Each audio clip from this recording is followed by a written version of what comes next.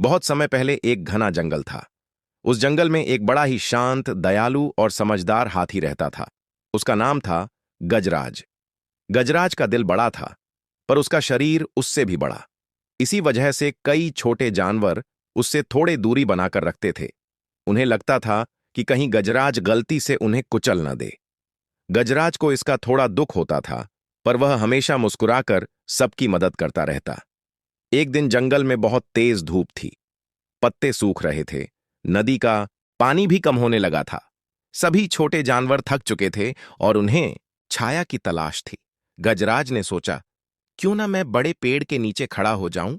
मेरी वजह से तो और भी ज्यादा जगह छाया बन जाएगी और सब आराम कर पाएंगे। वह चुपचाप पेड़ के नीचे खड़ा हो गया। उसकी बड़ी देह से पेड़ की छाया दोगुनी हो गई। लेकिन छोटे जानवर फिर भी उसके करीब आने में हिचक रहे थे। उसी समय एक नन्ही गिलहरी चिंटी पेड़ पर बैठी यह सब देख रही थी। उसे लगा कि गजराज तो बस सबकी भलाई कर रहा है। वह धीरे धीरे नीचे उतर कर आई और बोली, गजराज, तुम यहां अकेले क्यों खड़े हो? गजराज मुस्कुराया, मैं चाहता था कि सब इस छाया में आराम करें, मगर शायद मुझसे डरते हैं। चिंटी खिलखिलाकर हंस पड़ी, तुमसे डर? तुम तो इस जंगल के सबसे अच्छे और दयालु जानवर हो। लोग बस तुम्हें ठीक से जानते नहीं। चिंटी की बात सुनकर बाकी छोटे जानवर भी धीरे धीरे आगे आने लगे। बंदर, खरगोश, तोता, लोमड़ी और कुछ ही पलों में पूरा झुंड गजराज की छाया में आराम से बैठ गया। सबको पहली बार एहसास हुआ कि गजराज के पास रहना कितना सुरक्षित और सुकून भरा है। तभी अचानक आसमान काला पड़ गया। तेज हवाएं चलने लगीं और कुछ ही मिनटों में भयंकर बारिश शुरू हो गई। छोटे जानवर घबरा गए, पेड़ भी हवा से झुकने लगे। लेकिन गजराज ने हिम्मत नहीं हारी। उसने अपने विशाल कान फैलाकर सबको बारिश से बचाया। अपने बड़े शरीर से हवाओं को रुकावट दी। कुछ छोटे जानवर उसके पैरों के बीच छिप गए, कुछ उसके पेट के नीचे तो कुछ उसके कानों की छाया में।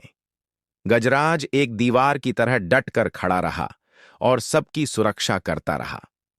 लगभग आधे घंटे बाद बारिश रुक गई। सूरज फिर से निकल आया। सभी जानवर बाहर निकले और गजराज की तरफ कृतज्ञता से देख रहे थे। बंदर बोला, गजराज, हमने तुम्हें गलत समझा।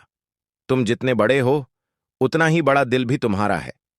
खरगोश बोला, आज तुमने हमें सिखाया कि असली ताकत दूसरों की मदद करने में होती है।